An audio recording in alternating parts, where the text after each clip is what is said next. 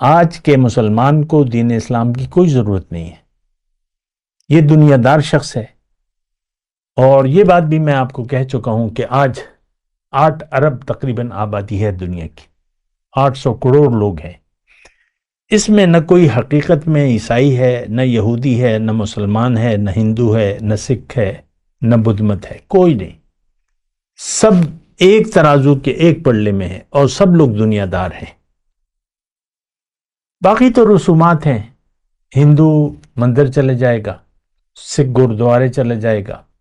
عیسائی گرجے چلا جائے گا، یہودی اپنی عبادت گاہ میں چلا جائے گا، مسلمان مسجد میں، یہ صرف برائے نام ہے۔ اور دیکھیں یہاں پر میں رک کے وہ حدیث آپ کو یاد دلاؤں گا، حضور صلی اللہ علیہ وسلم نے جو فرمائی ہے کہ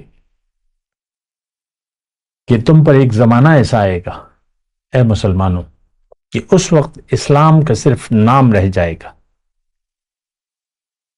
اور قرآن کا صرف رسم الخط ہوگا، مساجد آباد ہوں گی لیکن ہدایت نہیں ہوگی، اس میں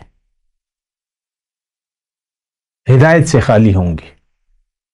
اور آسمان کی چھت کے تلے شر الناس، شریر ترین لوگوں میں سے اس دور کے علماء ہوں گے، فتنہ ان میں سے اٹھے گا اور ان میں واپس لوٹے گا۔ پھر قواریت تو اسلام میں نہیں ہے، یا آپ بس محض چند مسائل کو لے کر